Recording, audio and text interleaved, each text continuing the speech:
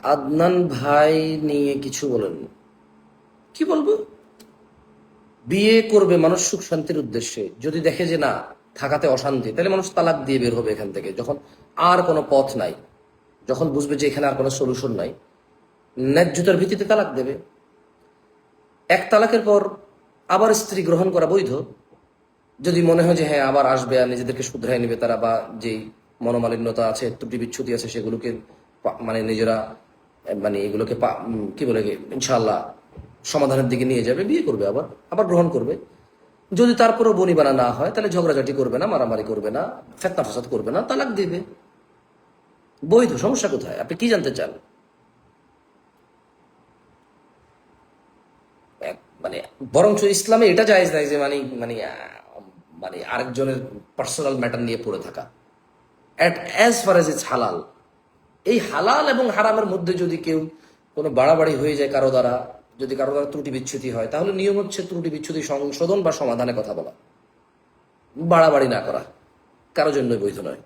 আমরা জানি কারো অনুপস্থিতিতে তার দোষ চর্চা করা গীবত, কিন্তু সোশ্যাল মিডিয়া ভাইরাল ভিডিও আমরা ট্রল করি। শোনেন, কারো অনুপস্থিতিতে দোষ বলা চর্চা গীবত, কিন্তু কিছু ক্ষেত্রে গীবত করা যায়। যেমন কেউ যদি ইসলামের নামে মিথ্যাচার করে জনসম্মুখে, আর সে যদি নিজে এটা থেকে ফিরে না আসে, মানুষকে যদি ভুল স্বীকার না করে, তাইলে তার এটা প্রতিরোধ করতে হয় যে উনি ভুল বলেছে, উনি মিথ্যা বলেছে, ইসলামে এরকম নাই, দলিল প্রমাণ নাই, মানুষকে সতর্ক করার জন্য।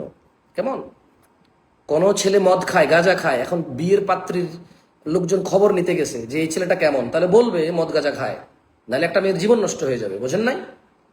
আন্দাজে মানে দিন আপনাকে পরিপূর্ণ বুঝতে হবে।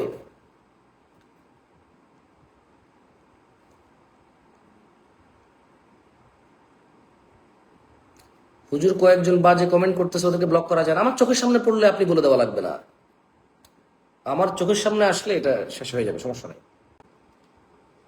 ছেলে বিদেশ থাকলে মোবাইলের মাধ্যমে বিয়ে করা কি হালাল? আপনি এখানে হালাল হারাম খুঁজতেছেন কেন? ছেলে বিদেশ, মেয়েকে মোবাইলে বিয়ে করবে কেন? সে সে বউ ধরতে পারবে না, ছুঁইতে পারবে না, মেয়ে স্বামীকে ধরতে পারবে না, ছুঁইতে পারবে না, কথা বলতে পারবে না, পাশাপাশি আসতে পারবে না, তারা ক্লোজ হইতে পারবে না। তাদের ভিতরে এক আকাঙ্ক্ষা, ইচ্ছা জাগ্রত হবে, তার প্রতিফল কিভাবে হবে? এখানে জায়েজ না জায়েজ তো আমি তো মুফতি না যে জায়েজ না জায়েজ বলবো, বাট এখানে তো অনেক হারামের সম্ভাবনা থেকে যায়। দেখা যায় ছেলে মেয়ে কথা বলবে, বিয়ে হয়ে গেল হালাল, কথা বলবে, তো কথা বললে নানা ইচ্ছা আকাঙ্ক্ষা। এখন আপনি বলবেন তাহলে যারা বিবাহিত বিদেশ গেছে তারা কি বউর সাথে কথা বলে না? আরে ভাই, সে তার বউকে জানে, চেনে, ছিল একসাথে, তারা তাদের বাচ্চা কাচ্চা আছে বা নাই ইত্যাদি। বড় আলেমদের থেকে জেনে নেবেন হালাল হারাম, কন্ডিশন অনুযায়ী, শর্ত সাপেক্ষ অনুযায়ী হালাল তো বলেছে অনেকে।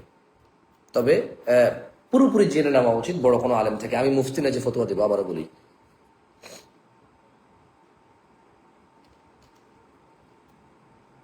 ভাই ইমান মজবুত করতে পারতেছি না। আরে ভাই, সবারই একই সমস্যা, আমার নিজেরও। যত বেশি কোরআন পড়বেন, অর্থ বুঝে, তত বেশি ইমান মজবুত হবে। কারণ আল্লাহ সূরা আনফালে বলছে যে মুমিনদের সামনে যখন আল্লাহর কিতাবের মানে আল্লাহর আয়াতের তেলাওয়াত হয়, তখন তাদের ইমান বৃদ্ধি পায়। যাদাতহুম ঈমানা ওয়া আলা রাব্বিহিম ইয়াতাওয়াক্কালুন। যখন ইমানদারদের সামনে আল্লাহর আয়াত তেলাওয়াত করে বলা হয় বিভিন্ন হুকুম আহকাম, হালাল হারাম, তখন তাদের ইমান বৃদ্ধি পায়। সো ইমান বৃদ্ধির উপায় হচ্ছে কোরআন তেলাওয়াত করা, অর্থ সহ বুঝে শুনে। বিবাহ ইসলামে আছে, মুতাফুতা বলে কিছু নাই।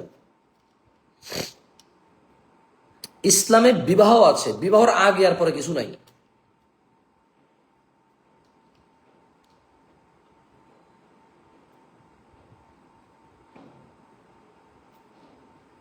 সালাফি মানহাজ সম্পর্কে জানতে আপনি কোরআন ও সহিহ সুন্নাহর জ্ঞান অর্জন করবেন। বিশেষ করে কোরআনুল কারীমের অর্থ সহ পড়া, অর্থ সহ বোঝার চেষ্টা করা, এমন কোন উস্তাজ বা আলেমের শরণাপন্ন হওয়া, যিনি কোরআন বুঝাবে, যিনি হাদিস, সহিহ হাদিসগুলো বুঝাবে।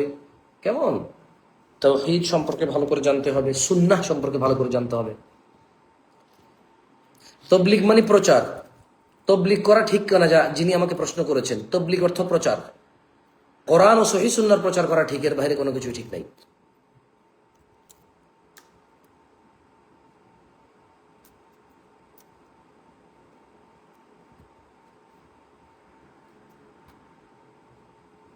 ব্যবসা সম্পর্কে কোরআন সুন্নাহ মোতাবেক যদি কিছু নসিহত দিতেন। কি নসিহত স্পেসিফিক বলেন? ব্যবসা, একজন মুসলমান ব্যবসা করবে, বিয়ে করবে, আত্মীয়তা করবে, লেনদেন করবে, চলাফেরা করবে, সবই তো ইসলাম অনুযায়ী হবে। এর বাইরে গেলেই তো হারাম। এখানে ব্যবসা আলাদা স্পেসিফিক কি? মিথ্যা বলা এমনিতে হারাম, ব্যবসায় হারাম। চুরি চামারি করা এমনিতেই হারাম, ব্যবসায় হারাম। 2 কে 1 বলা, 3 কে 1 বলা, 2 কে 4 বলা এমনিতেও হারাম, ব্যবসায় হারাম। আপনি কি নসিহত চাচ্ছেন আসলে স্পেসিফিক? আত্মীয়রা যদি নিজ থেকে সম্পর্ক রাখতে না চায়, আপনার সাথে কেন রাখতে চাইবে না? নিজের ত্রুটি বিচ্ছুতি ঠিক করেন। সম্পূর্ণ একবারে নিজের সব রাইট ঠিক রেখে আত্মীয়তার সম্পর্ক বজায় রাখা অনেক কঠিন, একটু স্যাক্রিফাইস করা লাগে। আত্মীয়তার সম্পর্ক বজায় রাখতে একটু কোরবানি লাগে, কেমন ছাড় দিতে হয় অনেক, আদারওয়াইজ মেনটেন করা কঠিন।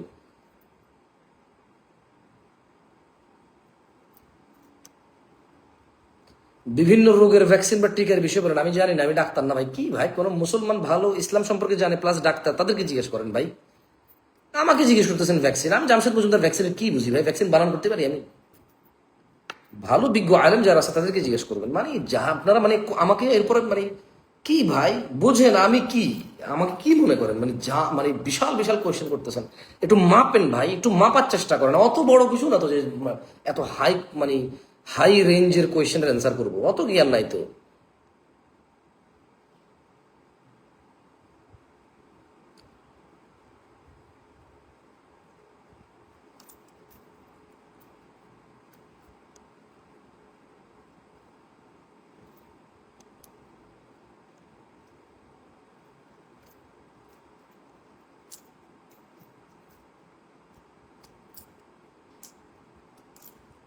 কিতাবুত তাওহীদ পড়বেন। তাওহীদ নিয়ে ভালোভাবে জানার জন্য কোন বই পড়া যায়? কিতাবুত তাওহীদ পড়বেন। তাওহীদ সম্পর্কে বেশ ভালো ভালো বই আছে অনেকগুলো। কিতাবুত তাওহীদটা পড়তে পারেন, খুবই ভালো মাশাআল্লাহ। Even most of the cases যারা তাওহীদ ভালো করে বুঝে বা বুঝতে চায়, কিতাবুত তাওহীদই শুরু করে আসলে, কেমন।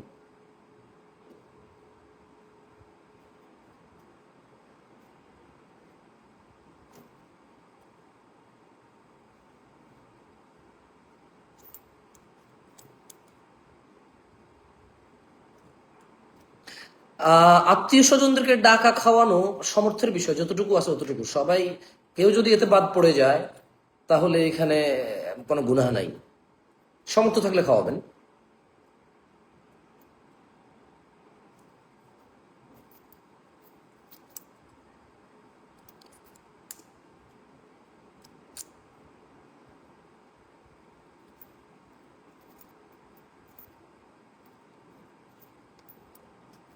কোরবানির ভাগ বন্টন কিভাবে করা সঠিক, এইটা ভালো, এগুলো নিয়ে অনেক কথাবার্তা আছে। আমি অত জ্ঞান রাখি না আসলে।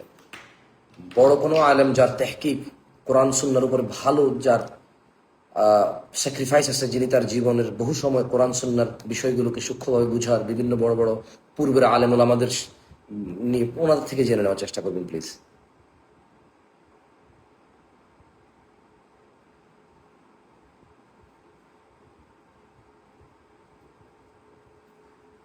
কি এক ব্যক্তি খুব দ্রুত তার সুদের ঋণ পরিশোধ করার জন্য এবছর কোরবানি দিতে চাচ্ছে না, তার জন্য কিছু বলুন। তার যদি কোরবানির ইচ্ছা থাকে, নিয়ত থাকে, কিন্তু ঋণ থাকে, সে ঋণ দিয়ে দেবে ইনশাআল্লাহ, আল্লাহ তাকে কোরবানির সওয়াব দিবে তৌফিক থাকলে। মানে আর যদি মনে হয় যে কোরবানি দিলে ঋণটাও শোধ করে দেওয়া সম্ভব, তো ঋণ তার থেকে কথা বলে নিতে পারে যে কোরবানির পরে দিলে চলবে কিনা। তার যদি সম্ভাবনা চান্স যদি হাই থাকে দিয়ে দেওয়ার মতো, তবে ঋণ পরিশোধ করে দেওয়াই বেটার। বাকি রাখাই উচিত না, কোনো কাজ বাকি রাখাই উচিত না, কারণ কোরবানি সমর্থের বিষয়। ঋণ শোধ করা ফরজ, কোরবানি সমর্থের বিষয়।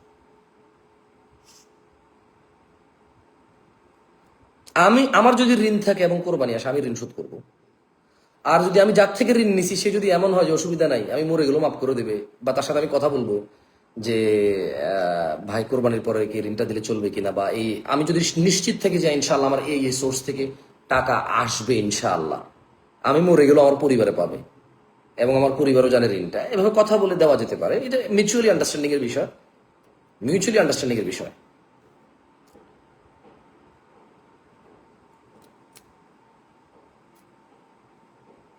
মেয়ের মায়ের কাছে প্রস্তাব দেওয়ার হুকুম কি? মেয়ের মায়ের কাছে ছেলের মা দিবে, ছেলের বোন দিবে, মেয়ের মা মেয়ের বাপকে জানাবে, সমস্যা কি?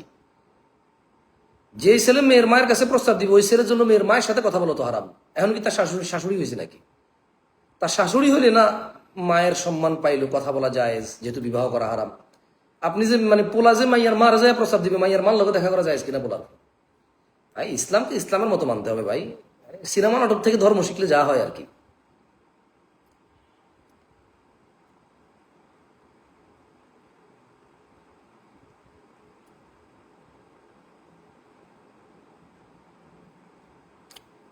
আমি একমাত্র আপনাকে আল্লাহর জন্য ভালোবাসি। আহাব্বাকাল্লাযী আহবাবতানি লাহ। যদি আত্মীয়রা কুফরি করে তো আপনি এত ভয় পাচ্ছেন কেন কুফরিকে? 5 ওয়াক্ত নামাজ পড়বেন, নামাজের পরে তাসবিহ তাহলিলগুলো করবেন, জিকির আজকার করবেন, আয়াতুল কুরসি পড়বেন, সকাল সন্ধ্যা জিকির করবেন। আত্মীয় স্বজন না, পুরো পৃথিবীর সব মানুষ একসাথে হয়ে ধরেন কুফরি করা শুরু করলো। আর আল্লাহ নবী সাল্লাল্লাহু আলাইহি সাল্লাম যে বলেছে, যে ব্যক্তি মাগরিবের পর আয়াতুল কুরসি পড়ে সে ফজর পর্যন্ত নিরাপদ, যে ফজরে পড়ে সে মাগরিব পর্যন্ত নিরাপদ। আপনার কি আল্লাহ নবীর কথার উপর ভরসা নাই? পুরো পৃথিবী মিলে কুফরি করলে আপনার কি সমস্যা? আপনি কে কুফরি করে আপনি এগুলো খোঁজেন কেন? আপনার আত্মীয় করছে না শত্রু করছে না মিত্র করছে, আপনি জানেন কেন?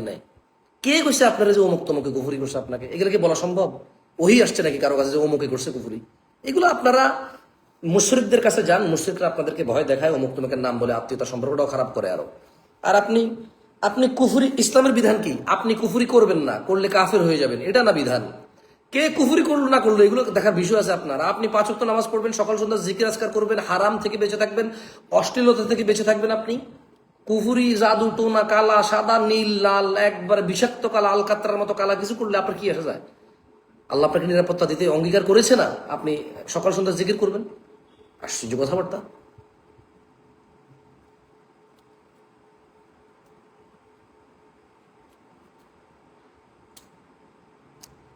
মেয়ের মার কাছে বিয়ের প্রস্তাব দিলে ছেলের মা যাবে, ছেলের বোন যাবে, ছেলের ফুফি যাবে, ছেলের খালা যাবে, মহিলা মানুষ যে প্রস্তাব দিবে মেয়ের মা মেয়ের বাপকে জানাবে, সমস্যা নাই তো।